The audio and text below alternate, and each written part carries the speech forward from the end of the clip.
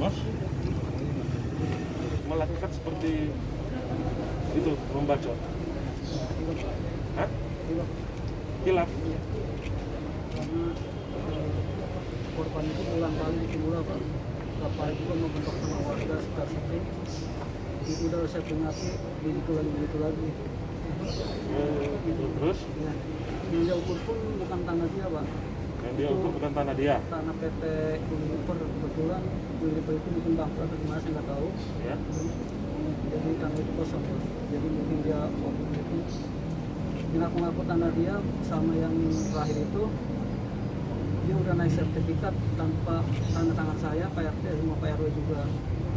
Saya udah berapa kali dapat pertemuan sama Pak Lurah, Pak Babinsa, Pak Maspol, dia ngulangi lagi gitu Pak.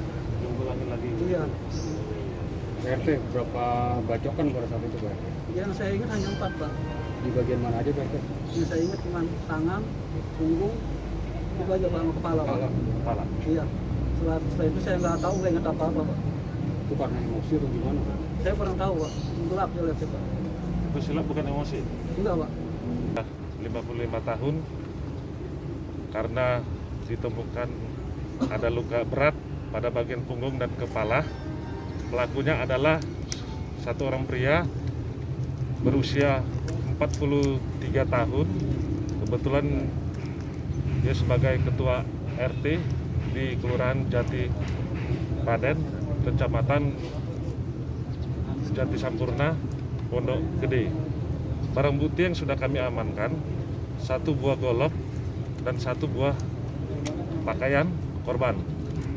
Tempat kejadian di Jalan Nilam, Kelurahan Jati Raden, Kecamatan Jati Sampurna, Bekasi Kota. Peristiwa ini terjadi pada hari Rabu 18 November 2020 jam 11.30. Awalnya si pelaku sedang membagikan sembako kepada warga. Kemudian dia menerima telepon, mendapat informasi bahwa tanahnya sedang diukur-ukur oleh si korban. Dengan informasi seperti itu, dia langsung segegas mungkin berangkat meninggalkan tempat ke lokasi. Nah, setelah di tempat lokasi terjadilah kecekcokan.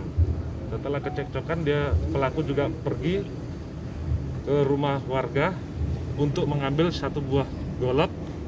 Setelah ditemukan, dia kembali lagi ke lokasi dan langsung membacok si korban punggung, kepala sebanyak 5 kali. Kami dari Polsek Pondok Gede, Polres Bekasi Kota, pelaku sudah kami tetapkan sebagai tersangka.